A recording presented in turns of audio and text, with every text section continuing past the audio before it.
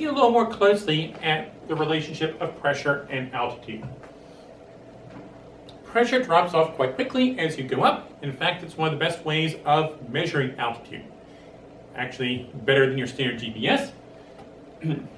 Remember being down near the coast, and my son was rather entertained with the GPS because, hey, we better make sure the windows are all the way rolled up. It says we're 35 feet below sea level at the moment.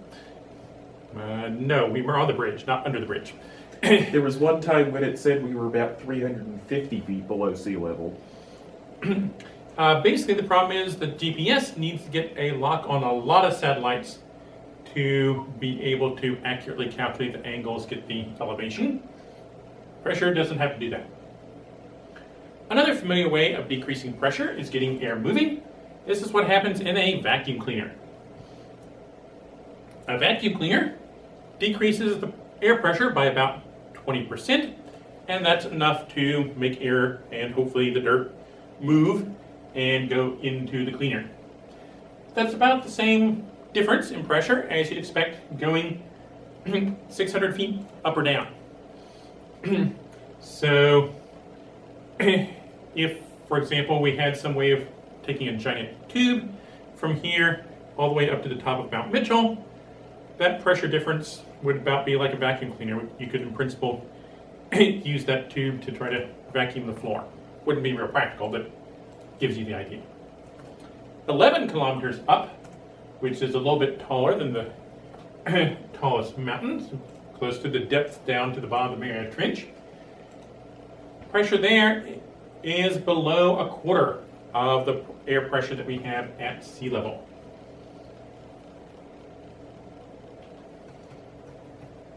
Okay, so pressure differences going up and down, and as we've noted already, talking about high and low pressure systems, the anticyclones and our cyclones. We also have weather factors influencing the pressure. And these lead to our winds. Again, the troposphere, our bottom layer of the atmosphere, gets its energy largely from the ground. Sunlight that makes it all the way through the air reaches the ground, if it doesn't bounce off or anything, but does get absorbed by the ground. That warms up the ground, especially, say, it's got a low albedo that will warm up more, absorbs more. Now that the ground is warm, it will put out heat, infrared radiation, and that gets up in the air and can warm the air. Specifically, greenhouse gases are ones that are good at catching, absorbing that infrared radiation, and they'll have that extra energy, so they'll zip around a little faster for a while, and then eventually release it. And who knows, maybe another greenhouse molecule picks up that. So basically, the greenhouse gases are slowing the loss of heat.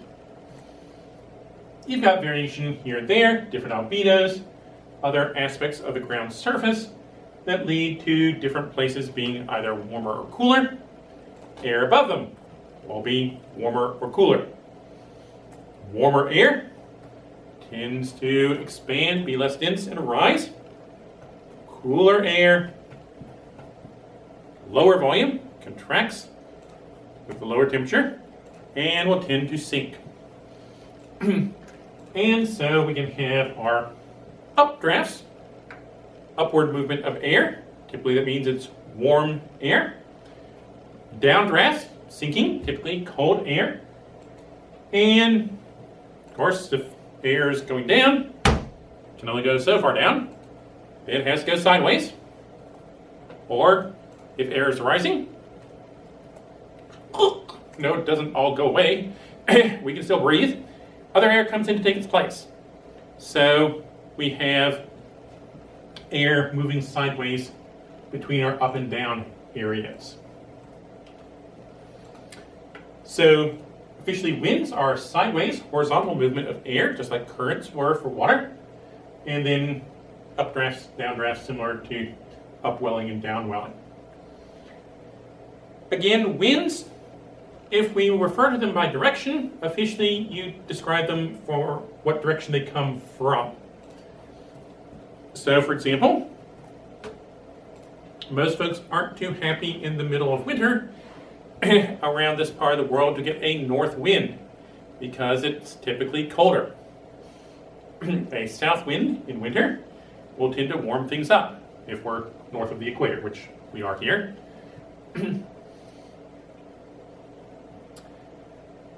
Winds, on average, are not very strong. Globally, on average, air is moving typically roughly 16 kilometers per hour, 10 miles per hour. The same as what you'd feel if you drove your car 10 miles per hour with the windows rolled down. Not too impressive. Moving up and down, typically even slower, only about 2 kilometers per hour. However, as we've talked about with extreme weather conditions, it can be much higher in storm conditions. I mean, it's not officially a hurricane until it gets quite high. Updrafts and downdrafts and thunderstorm can be on the order of 50 to 100 kilometers per hour. And very familiar. In fact, there was severe damaging wind, in fact, some tornadoes and deaths from the storms over the past weekend. And a lot of power outages. Okay, so these winds, as they hit the ground, they can be a problem. Of course, sideways winds, familiar with those. But also, if we have a downdraft from a thunderstorm, and that air is rapidly headed down, hits the ground, it's going to head out rapidly sideways. And so you can get strong bursts of wind going sideways associated with the downdrafts of a thunderstorm. And such straight line winds, as opposed to tornado, can be quite damaging as well. These can also be a problem for aircraft. Updraft, downdraft, what's going to be more of a problem for your plane?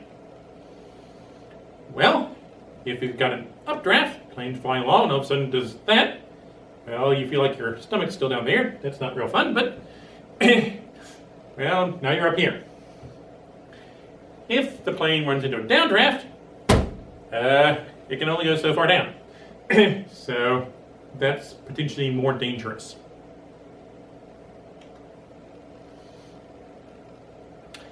Okay, winds, very familiar, happening all the time. What sort of pattern? Well, of course, locally, if we've got some place where the air is warmer, less incidence of rise, hot air balloons do go up. Someplace else, a bit cooler, air sinking, we'll tend to get the air blowing from the high pressure, cooler sinking air towards the low pressure, warmer rising air.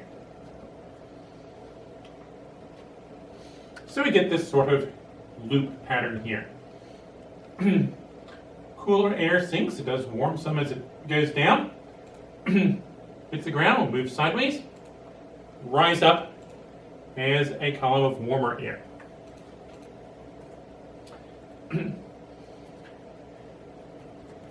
And so we get these loops of convection. We saw them happening in the ocean, even inside the Earth, in the mantle, one of the forces that helps move plates around with plate tectonics.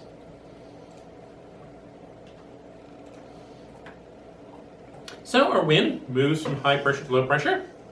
Yeah, getting away from pressure, that doesn't sound like a bad idea. But, as always, we got the Earth spinning. Coriolis effect to think about. So here in the northern hemisphere, we're north of the equator, and so winds will tend to blow clockwise and out of our high pressure, not just straight out, and counterclockwise and in to our low. Southern hemisphere, the curve will be in the opposite direction. So they will be coming counterclockwise out of our high and going clockwise into the low. Possibly familiar example. Hurricanes. There's Florida, Cuba, Mexico. We're somewhere up here. So these are in the northern hemisphere. And the directions of clouds, tracking the winds, are spiraling in counterclockwise. And yep, hurricanes are low pressure systems. So that is the pattern that we would expect.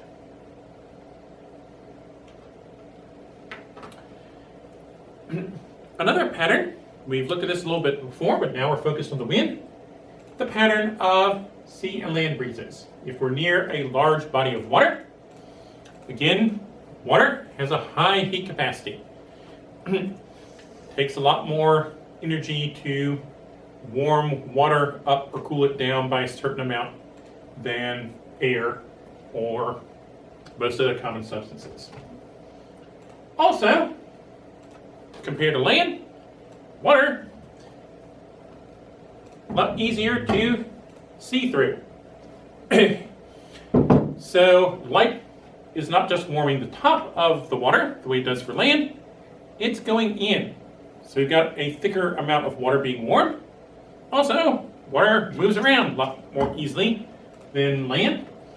So once again, this means we've got a relatively thick mass of water that we're trying to warm up or cool. And if that water gets too warm, then we get evaporation. And latent heat helps in cooling things off. It's absorbing heat and taking that away.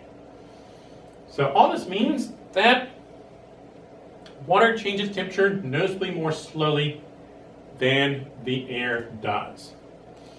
You may have noticed this. We get to summertime and ready to jump in the pool, but stick the toe in first and brrr, that water is so cold. It does take longer for that water to warm up than it does the air. Conversely, in the fall, the pool may still feel relatively warm while the air is starting to get somewhat cooler.